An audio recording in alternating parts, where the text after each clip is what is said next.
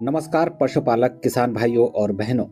स्वस्थ पशु खुशहाल किसान कार्यक्रम में आपका स्वागत है। आज हम बात करने वाले हैं सर्रा रोग के बारे में। सर्रा रोग, जिसे कई जगह खुजली, मांज या स्किन मैंस के नाम से भी जाना जाता है, यह हमारे पशुओं में त्वचा से संबंधित एक गंभीर बीमारी है। आज के कार्यक्रम में हम जानेंगे सर्रा रोग क्या होता है, इसके लक्षण क्या हैं और कैसे फैलता है, और सबसे जरूरी, हम अपने पशुओं को इस रोग से कैसे बचा सकते हैं। इसी के साथ इस कार्यक्रम को ज्यादा उपयोगी बनाने के लिए सबसे पहले हमारे साथ स्टूडियो में मौजूद हैं डॉक्टर साहब। तो सबसे पहले डॉक्टर साहब का बहुत बहुत स्वागत है आज के इस कार्यक्रम में।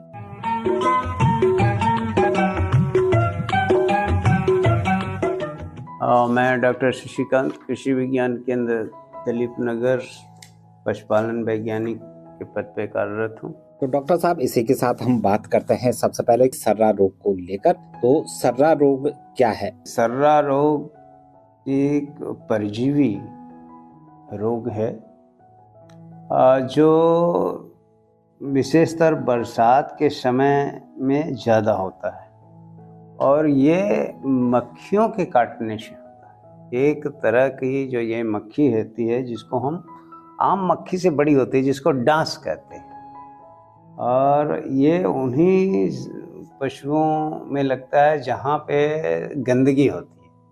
अगर साफ सुथरे स्थानों पे हम अपने पशुओं को बांधे, सफाई का ध्यान रखें, तो ये शिकायत नहीं आती है।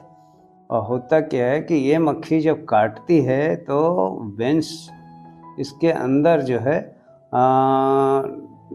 ट्रिप्नोसोमा इवंसाई नाम का जो प्रोटोजोआ है, परजीवी के कारण ये होता है। तो डॉक्टर साहब, जैसे कि अभी सर्रा रोग के बारे में आपने बताया, हमारे पशुपालक जानना चाहते हैं कि इसके मुख्य लक्षण क्या होते हैं, हमारे पशुपालक कैसे पहचाने? इसके मुख्य लक्षण में कि पशु जो है बार बार उसको बुखार आता है, कमजोरी होती है, खून की कमी हो जाती है, भूख नहीं लगना, और ये सारे लक्षण होते हैं। और ये जो प्रभावित पशु है, इसको रुक रुक के, एक लगातार बुखार नहीं आता है, रुक रुक के बुखार आता है, और पशु बार बार पेशाब करता है। और विशेषतः से किसान भाई देखते होंगे कि उनके पशु, अगर ये रोग से शिकायत है, उनके पशु खूंटे के गोल गोल चक्कर लगाने लगता है और सिर को जो है दीवार या किसी अन्य वस्तु से बार बार टकराता है, और घर में बंधा है तो दीवार पे अपनी सींग को बार बार मारता है, टक टक की आवाज़ करता है, और लड़खड़ा कर चलने लगता है। आँख और नाक से पानी गिरने लगता है, पशु दांत किटकिटाने लगता है, और ये चारों पैरों में देखते हैं कि सूजन आ जाता है उसके। और ये इसमें जो पशु का आधा भाग जो है गर्म होता है, आधा भाग ठंडा होता है, और पिछला हिस्सा जो ठंडा तथा अगला हिस्सा उसका जो है कान की तरफ जो है वो जड़ गर्म होता है। और ये कभी कभी पशु चारा खाना बिल्कुल भी बंद कर देता है।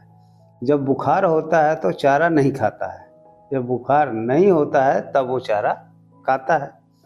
तो ऐसे लक्षण पशुओं में दिखाई देता है।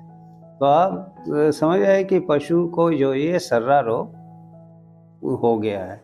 ऐसे केस में सबसे ज़रूरी है कि पशु का हम सफाई, साफ सुथरा स्थान पे बांधें और कीटाणुओं से दूर रखें। इसके लिए जो बाड़े हैं जहाँ पे हम पशु बांधते हैं, वहाँ फिनाइल का छिड़काव करें, या साइपरमेथ्रिन आता है, डेल्टामेथ्रिन आता है, जैसे कीटनाशक दवाएं, इनका हम छिड़काव अगर हम करते हैं बरसात के दिनों में अपने बाड़े में, तो ये रोग की शिकायत नहीं आती।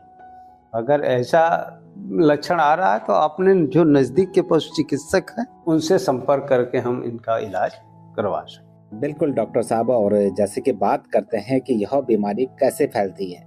हाँ, यही बीमारी तो मक्खी के द्वारा फैलती है। मक्खी के काटने से ये बीमारी फैलती है। तो मक्खियों को यदि हम कंट्रोल कर लें, जो हमने कहा कि उसमें फिनाइल या साइपरमेथ्रिन या डेल्टामेथ्रिन का अपने बाड़े में छिड़काव करें, तो ये मक्खियाँ नहीं आएगी। तो डॉक्टर साहब बहुत उपयोगी जानकारी दी आपने, और अब सबसे जरूरी है कि इसका उपचार और बचाव कैसे करें हमारी पशुपालक। इसका उपचार क्या है कि हम तो इनकी रोग प्रतिरोधक क्षमता को बढ़ाना है। अगर हमने पशु के रोग प्रतिरोधक क्षमता को बढ़ा लिया तो ये बच जाएंगे। इसके लिए अपने नज़दीक के पशु चिकित्सक से संपर्क करें, और इसमें जो देसी दवाएं हैं, इसके लिए गिलोय, तुलसी, हल्दी, सौंफ, ये आंवला आदि, इसको यदि हम खिलाते हैं, पशु को खिला देते हैं, तो इनमें जो है रोग प्रतिरोधक क्षमता इनकी बढ़ जाएगी और हमारा पशु जो है ठीक हो जाएगा। और नहीं तो इनके जो आइवरमेक्टिन है, जो दवाएं आती हैं, इनको पशु चिकित्सक की सलाह से हम इसको लगवा सकते हैं, लगाएं तो हमारा जो है पशु ठीक हो जाएगा। अगर बात करें कि जो सर्रा रोग है वो ठंड में ज़्यादा होता है या गर्मियों में ज़्यादा होता है? ये ठंड में विशेषतर से ये बरसात में ही ज़्यादा होता है, और ठंड में भी इसका असर दिखता है। और गर्मी के दिनों में तो मच्छर कम लगते हैं, लेकिन बरसात के दिनों में इनके मच्छरों के द्वारा ये होता है, और ये मच्छर ही इसके होस्ट हैं। वेक्टर जो है मच्छर ही हैं इसके। अगर जैसे कि किसी पशु को अगर सर्रा रोग हो गया है जी, तो उसको ठीक होने में कितना समय? इसको ठीक होने में कम से कम 20-25 दिन लग जाता है। तो पशु पालक घबराए नहीं, इलाज अपने पशु चिकित्सक से करवाएं। ऐसा अभी नहीं है कि ठीक नहीं होगा, ये ठीक हो जाता है। तो डॉक्टर साहब बहुत बहुत धन्यवाद। और जैसे कि आज बात हुई है सर्रा रोग के बारे में, अंत में मैं चाहूँगा कि जो हमारे पशुपालक हैं उनके लिए क्या संदेश देना चाहिए? ये है कि पशुपालक भाई अपने पशुओं का जो है समय से टीकाकरण करवाएं और समय से इलाज कराएं, तो हमारा पशु बिल्कुल बच जाएगा और साफ उनको स्वच्छ और संतुलित भोजन दें। धन्यवाद आपका भी।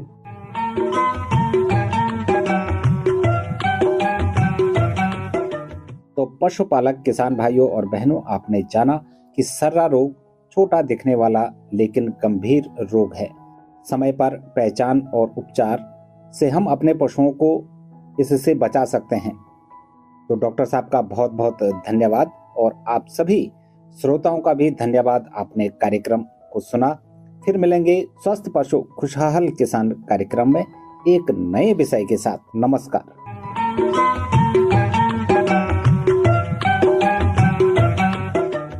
हेलो।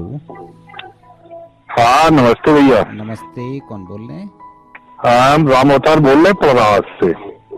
राम अवतार जी, बहुत बहुत स्वागत है आपका। सर हमारी एक परिवार है, हाँ। जो इस मतलब फरवरी में भी आ जाएगी। हाँ। ये पानी जो है रुक रुक के पीती है। हाँ। तो इसके लिए कुछ उपाय जो बताइए। देखिए, प्रेग्नेंट है पशु आपका, तो उसके लिए थोड़ा सा आपको ध्यान देने की ज़रूरत है कि जब हमारी गाय प्रेग्नेंट हो जाए तो उसके लिए आहार का विशेष महत्व होता है। अगर ब्याने का 3 महीना रह गया है तो उसको अतिरिक्त राशन जो है उसको देना शुरू करें, साथ में जो मिनरल्स है, क्योंकि एसिडिटी पेट के अंदर बनने लगता है, और जब एसिडिटी बनता है तो एसिड को सामान्य करने के लिए क्षार की ज़रूरत होती है, बैलेंस की ज़रूरत होती है। तो अब उसको बैलेंस, जब तक आप क्षार नहीं देंगे बैलेंस, तो जैसे अब हम खाते हैं, जब मीठा चीज़ खाते हैं तो पानी कम पीने की आवश्यकता लगती है, नमकीन चीज़ खाएंगे तो पानी अधिक पिएंगे। तो इसमें क्या है कि अगर कम है तो उनके नाद में, पशु के नाद में जो सेंधा नमक का ढेला आता है वो बड़ा ढेला रख दे, और जो पशु खाएगा चारा दाना खाने के बाद फिर वो चाटेगा, तो उससे 2 चीज़ें होंगी कि एक तो जो मिनरल्स है उसके अंदर पहुंच जाएगा, दूसरा उसके प्यास की मात्रा बढ़ जाएगी। तो रुक रुक के नहीं, वो खाने के बाद उसको एसिड को बैलेंस करने के लिए वो चाटेगा, फिर उसके बाद वो पानी पिएगा, तो भरपूर मात्रा में फिर वो पानी पीना शुरू कर देगा। तो उसको राशन में शाम के समय नमक 50 ग्राम और 50 ग्राम मिनरल मिश्रण अवश्य दें, तो ये समस्याएं दूर हो